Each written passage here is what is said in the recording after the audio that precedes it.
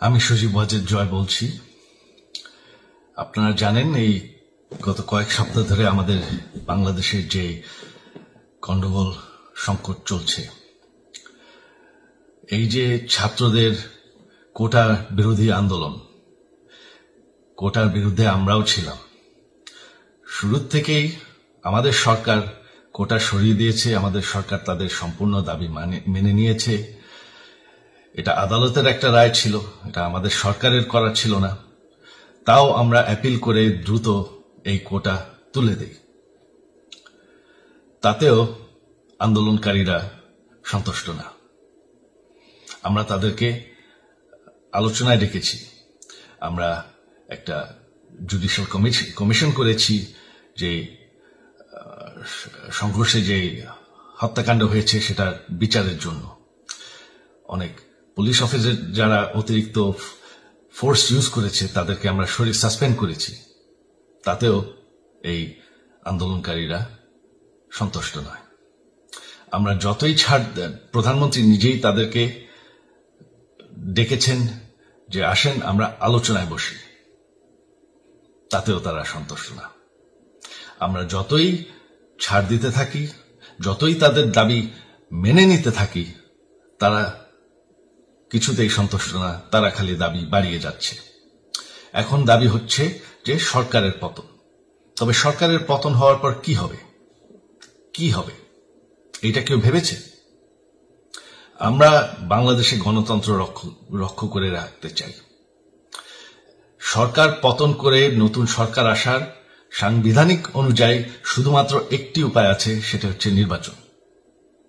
আমাদের supreme court রায় দিয়েছে যে কোনো অনির্বাচিত সরকার 1 মিনিটের জন্য ক্ষমতা নিতে পারবে না।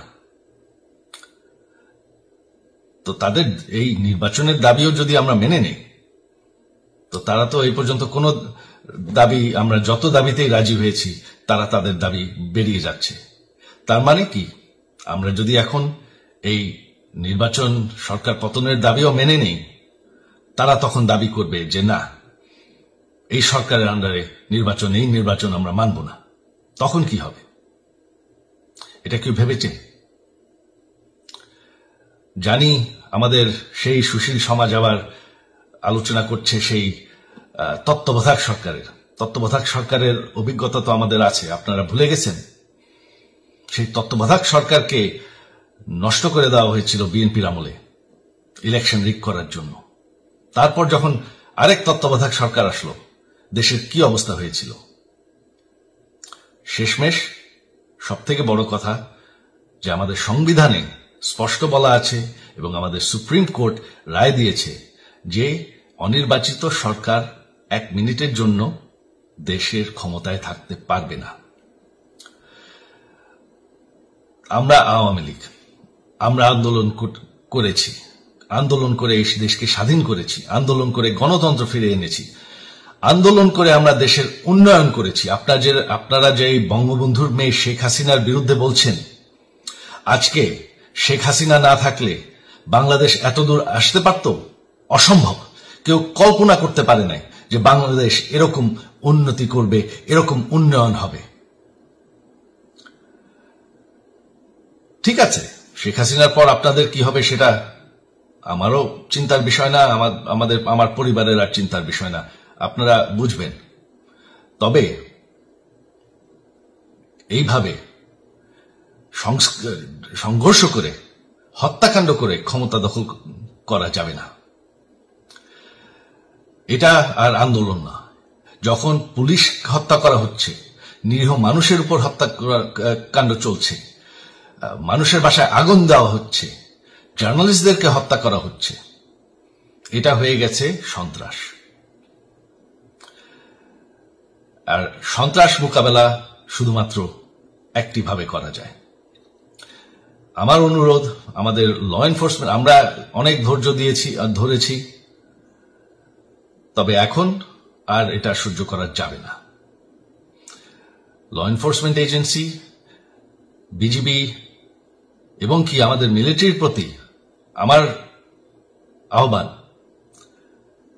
যে আপনাদের দায়িত্ব হচ্ছে আমাদের দেশের মানুষকে নিরাপদ রাখা। এবং আমাদের দেশকে নিরাপদ রাখা, আমাদের দেশের সংবিধানকে নিরাপদ রাখা, সংবিধানকে রক্ষা করা। তার মানে 1 মিনিটের জন্য কোনো অনির্বাচিত সরকার আমাদের ক্ষমতায় আসতে দিবেন না। এটা হচ্ছে আপনাদের দায়িত্ব, কারণ সেইটা হলে আমরা আবার পাকিস্তানের মতন হয়ে যাব। আমাদের এই যে 15 বছরের উন্নয়ন সব শেষ হয়ে যাবে। বাংলাদেশ এর থেকে আর কোনোদিন ফিরে আসবে না। আমিও সেটা চাই না, আপনারাও সেটা চান না। আমি সজীব ওয়াজের জয় যতদিন আমার পক্ষে সম্ভব আমি সেটা হতে দেব না। জয় বাংলা, জয় বঙ্গবন্ধু।